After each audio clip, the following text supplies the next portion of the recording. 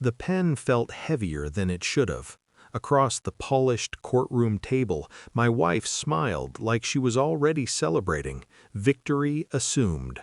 Her lawyer slid the final settlement toward me, whispering just loud enough for me to hear, "You don't have to do this."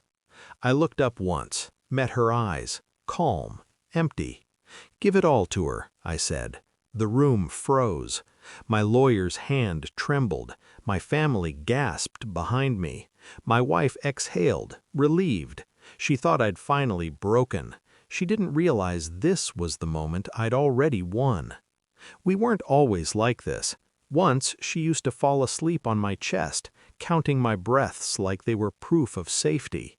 We built the mansion together, brick by brick, risk by risk. I worked nights, she hosted dinners. We smiled for photos and argued in whispers after midnight.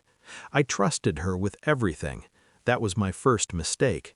The second was believing betrayal announces itself loudly. It doesn't. It arrives quietly.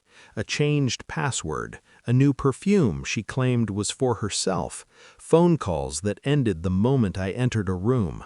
The real crack came the night she forgot to log out of the cloud account on the home computer. I wasn't snooping, I was paying bills.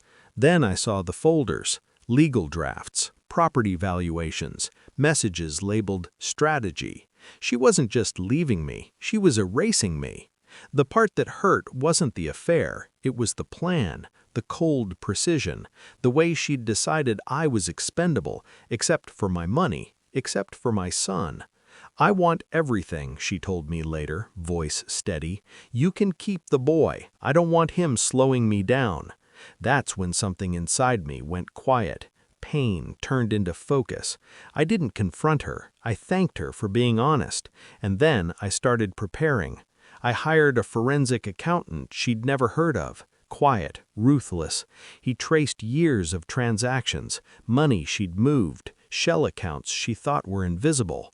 I installed new security systems, not cameras, data. I reread the prenup she'd insisted on years ago, confident it protected her. It did, just not the way she thought. Clause 17, subsection C, inherited assets placed into irrevocable trusts were exempt from marital division.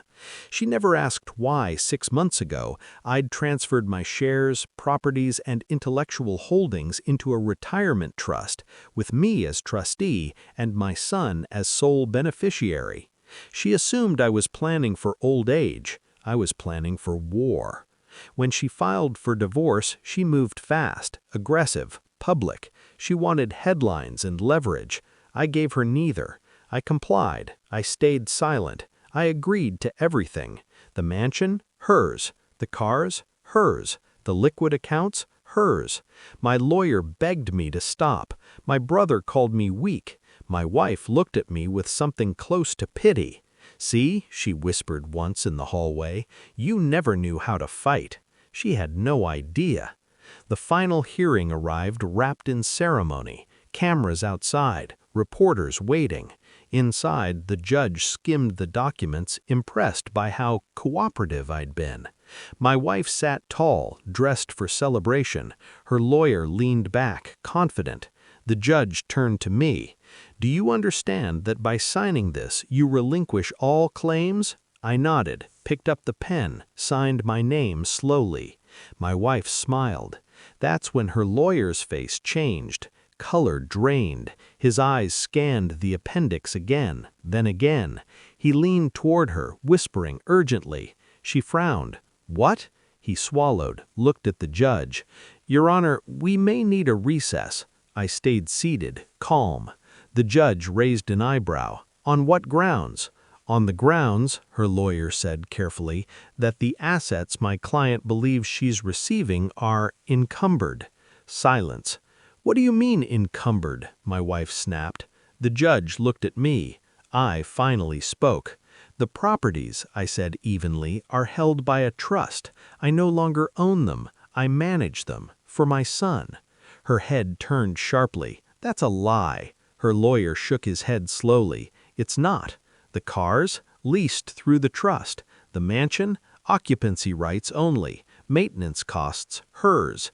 The accounts? Already drained legally, moved months ago. She owned the shells, I owned the structure, and my son owned the future.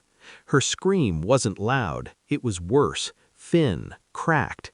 "This isn't fair," she said, eyes wide now. "You tricked me." "No," I replied, "I trusted you. You taught me the cost." The judge adjourned in stunned silence.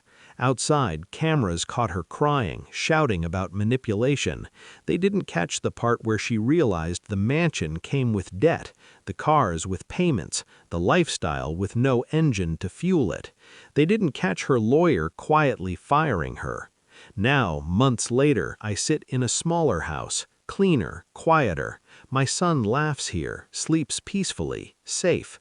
I didn't take revenge out of anger, I took it out of clarity. She wanted everything except my son, so I gave her exactly what she asked for, and kept the only thing that mattered: justice.